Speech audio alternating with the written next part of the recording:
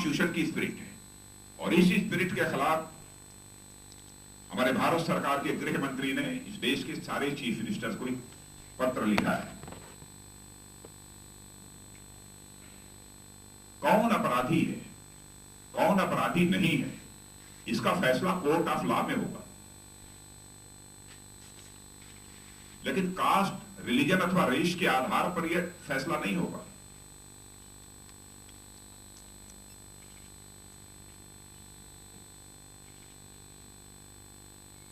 और मैं मानता हूं कि प्राइम मिनिस्टर ने, होम मिनिस्टर ने जो कुछ भी लेटर चीफ मिनिस्टर्स को लिखा है, उसके कारण इन्वेस्टिगेशन और प्रोसिक्यूशन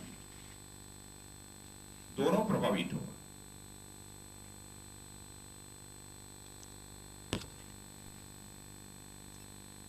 मैं पहले से भी यह मानता हूं कि कांग्रेस एक ऐसी पॉलिटिकल पार्टी है जो कि बराबर जब भी चुनाव नजदीक आता है तो इसी प्रकार के की कम्युनल पॉलिटिक्स करती है, डिविसिव पॉलिटिक्स करती है।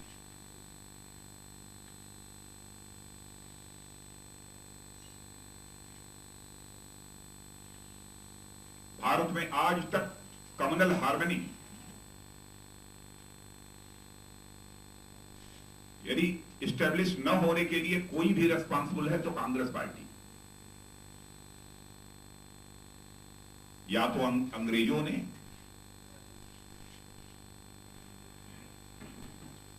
भारत में डिवाइड एंड रूल की पॉलिसी को एडॉप्ट कर लंबे समय तक भारत को गुलाम बनाए रखा,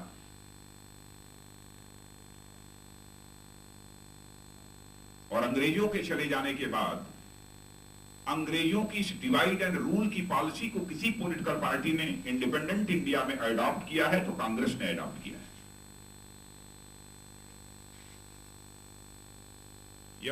यह उनकी वोट बैंक की पॉलिटिक्स है।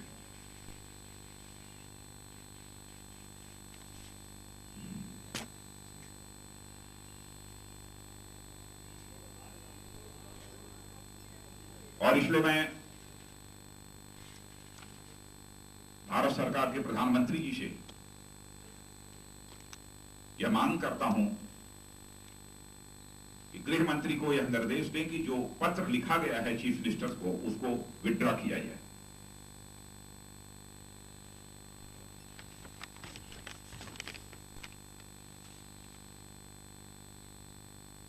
थर्ड पॉइंट, सुप्रीम कोर्ट का एक डायरेक्शन है इलेक्शन कमीशन के लिए, राइट टू रिजेक्ट। मैं पहले भी कह चुका हूं, आज भी अपनी बात को मैं दोहराना चाहता हूं कि इलेक्शन कमीशन को तुरंत इसका काग्निजेंस लेते हुए एक ऑल पार्टी मीटिंग बुलाई जानी चाहिए।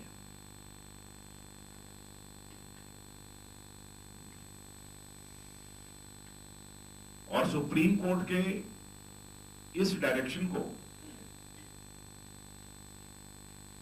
कंपल्सरी इलेक्टोरल रिफॉर्म्स के कंटेक्स्ट में देखा जाना चाहिए।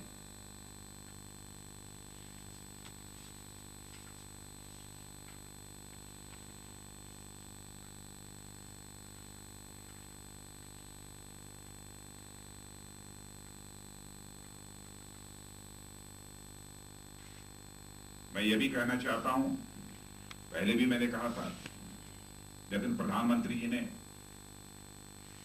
पाकिस्तान के प्रधानमंत्री नवाज शरीफ साहब से बातचीत की है न्यूयॉर्क में, ये हम सबको जानकारी मिली है।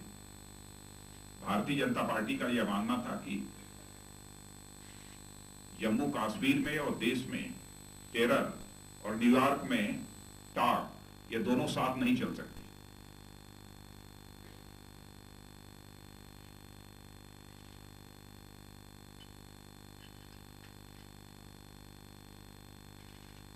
जब तक पाकिस्तान की टेरिटरी से पाक स्पॉन्सर्ड टेररिज्म को रोकने के लिए सिंसियर इफर्ट पाकिस्तान के द्वारा नहीं होता है, तब तक उसके साथ बात नहीं होनी चाहिए, यह हमारा मानना है।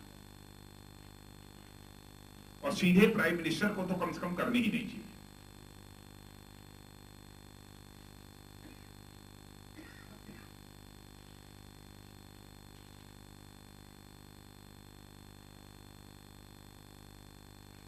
बस मित्रों, मेरी तरफ से इतना ही। आप सबको बहुत बहुत धन्यवाद।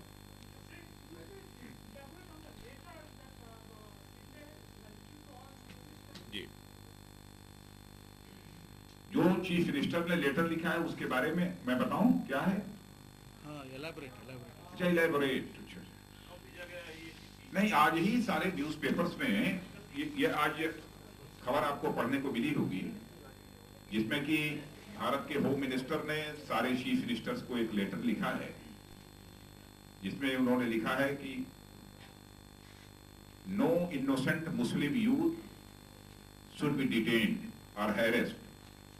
He has also proposed special courts to tribe Muslims. यह कमेंट हमारा इसके ऊपर था,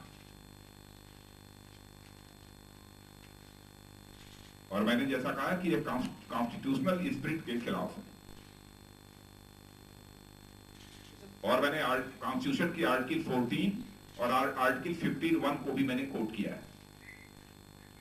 इसीलिए मैंने कहा है कि प्राइम मिनिस्टर होम मिनिस्टर को यह निर्देश देना चाहिए कि यह लेटर कॉन्स्टिट्यूशन की स्पिरिट के अगेंस्ट है, इसलिए इसको विड्रॉ किया जाए.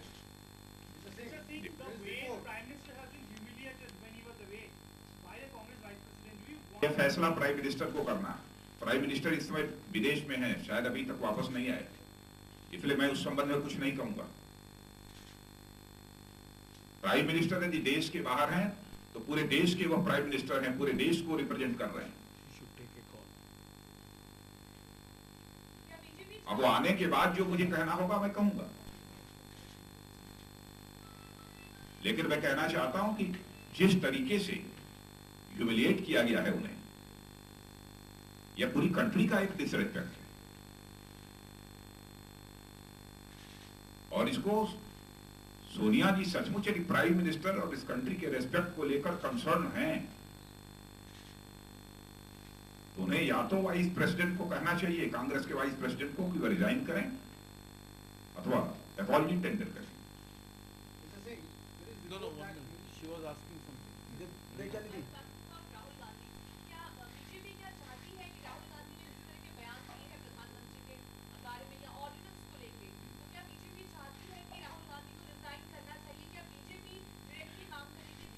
डायरेक्टली मैं सोनिया जी तो मैं कह रहा हूं, वो कांग्रेस की चीफ वही है ना. यदि उनका स्टेटमेंट है तो मैं कांग्रेस की चीफ से ही ये डिमांड मैं कर रहा हूं ना, मैं उनसे अपील कर रहा हूं, इस कंट्री के रेस्पेक्ट को देखते हुए करना चाहिए. वैसे जो ऑर्डिनेंस, इस ऑर्डिनेंस के खिलाफ है Bharatiya Janata Party. We are against of this ordinance.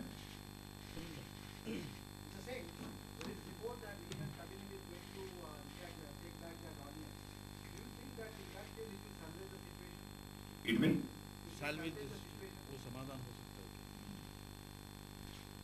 मैं समझता हूं कि जो कुछ बोला जा चुका है कांग्रेस के वाइस प्रेसिडेंट के बारे में, भले ही यह ऑर्डिनेंस वापस होता है, गवर्नमेंट ऑर्डिनेंस को या हमारे इस कंट्री के प्रेसिडेंट उसे विड्रॉ करते हैं, तो उसे वापस करते हैं, तो उससे समस्या का समाधान नहीं होगा. लेकिन हाँ, वापस होना चाहिए, यह बात बीजेपी की डिमांड है, और राष्ट्रपति महोदय से मैंने अपील की है कि उस ऑर्डिनेंस को वापस करें. उस ऑर्डिनेंस की कोई जरूरत नहीं.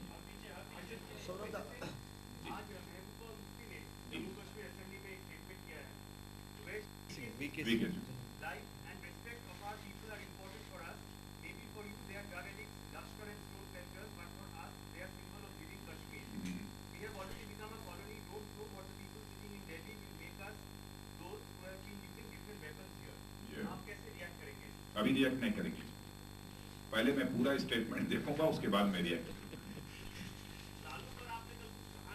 जी. नहीं, मैंने जो कुछ भी कहा था उसके पीछे हमारी मंशा यही थी कि भाई जो अपराध करेगा, जो गलती करेगा, कोर्ट तो उसको सजा देगा, लेकिन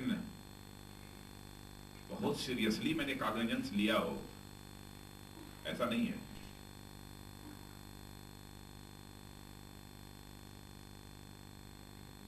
कोर्ट ऑफ लॉ के द्वारा जो भी डिसीजन हो जाता है उसका हम स्वागत करते हैं.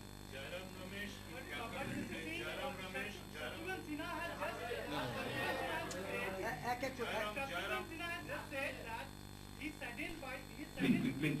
then I will come there. Jairam Ramesh has alleged that there is a in Bengal politics. Thus, BJP has withdrawn the candidate of Howrah Lok Sabha election, by-election. That proves there is a tacit understanding between. Tacit understanding का जहां तक सवाल है, ऐसी understanding Congress करती होगी।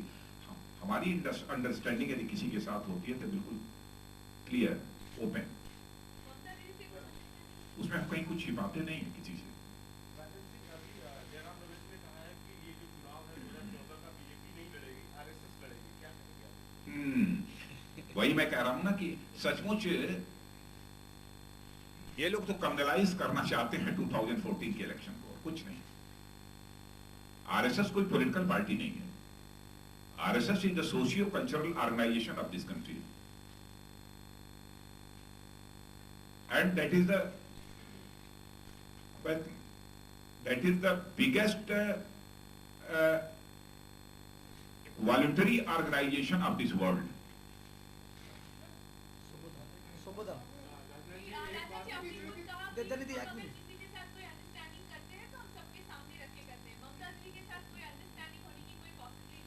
नहीं, understanding तो तब होगी ना कहीं से कोई प्रपोजल आए। ऐसा कोई प्रपोजल हमारे सामने नहीं है। नहीं, हमारी तरफ से कोई प्रपोजल नहीं है और ना उनकी तरफ से कोई प्रपोजल है।